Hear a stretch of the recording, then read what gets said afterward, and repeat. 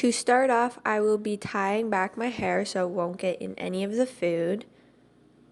Then I will be washing my hands because you want to have clean hands before you touch everything that the people will be eating.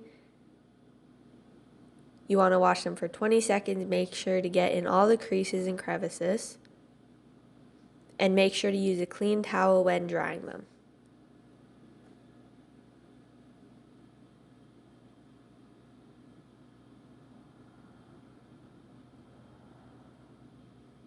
Make sure to only use the water when you have to so you don't waste water. Then grab your chef's knife and a cutting board that is clean and your chocolate, dark preferably. You want to break it apart so it's easy to cut. And then I'm using the rock chop technique.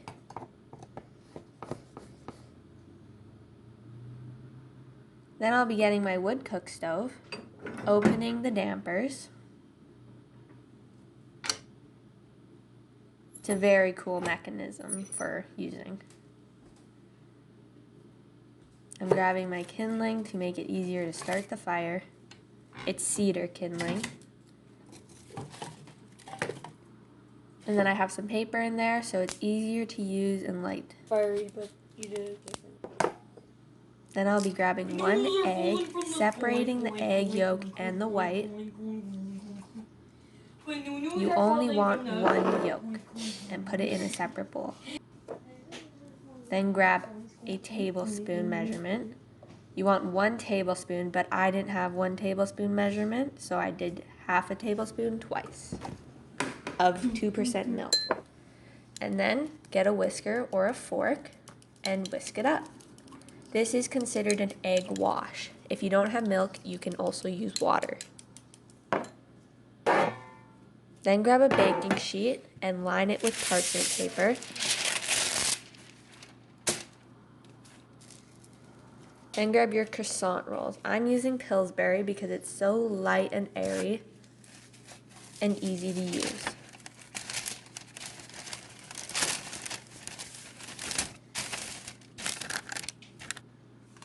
You then unroll the dough and you will see that there are lines that make the triangle shape.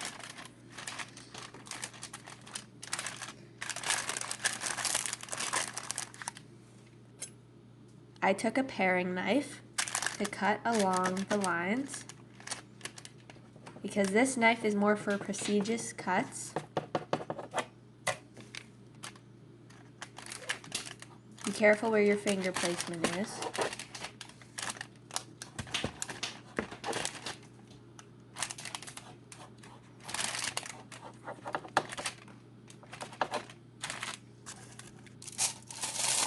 I then took the shredded chocolate that I used with the rock chop technique.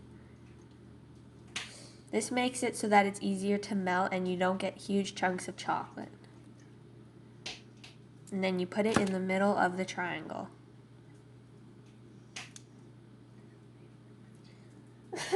You can't talk! And then I'm rolling from the wide end to the point. And you will see the croissant shape form. It is okay if dark chocolate overheats, and this is what the finished product should look like. I am then getting white granulated sugar and stoking the fire so that it doesn't burn out. Oh, you sense the... And then I am taking the croissants and putting them in the oven. The oven is not hot at this point.